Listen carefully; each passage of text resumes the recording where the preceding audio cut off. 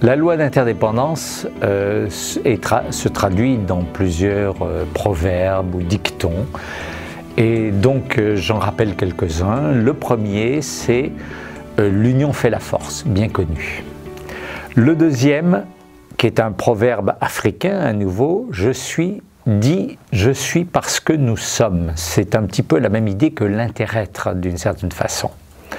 Ensuite, une très belle pensée qui est d'un poète, je ne sais plus de qui nous dit qu'on ne peut pas cueillir une étoile sans perturber, on ne peut pas cueillir, excusez-moi, on ne peut pas cueillir une fleur sans perturber une étoile. C'est très joli. Ça me fait toujours penser d'ailleurs, je ne sais pas pourquoi, au roman Le Petit Prince.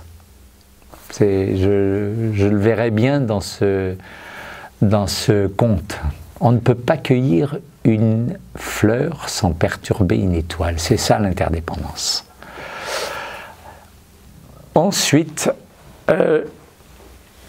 Yvan Amar disait « Chacun de nous est unique, certes, mais nous ne pouvons grandir que tous ensemble, toujours se rappeler, nous appartenons à une communauté.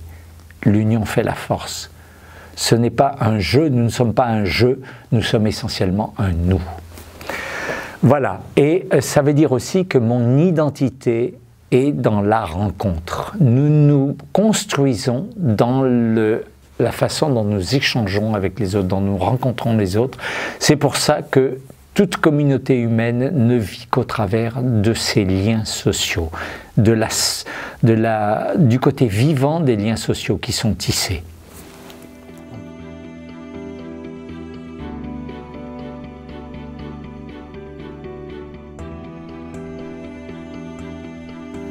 La loi d'interdépendance me suggère deux exercices que l'on peut faire à tout moment au quotidien. Le premier, je l'ai intitulé « Cultiver le regard bienveillant ». Il s'agit de pratiquer l'attention consciente pour peindre le présent de ses plus riches couleurs. C'est juste une question de regard. Être attentif à la qualité de notre regard.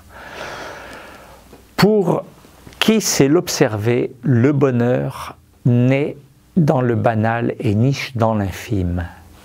Contempler le ciel, écouter un oiseau, être attentif à nos gestes, faire une halte, croiser un regard, aider une personne à traverser la route, voire partager un repas, y compris avec un inconnu.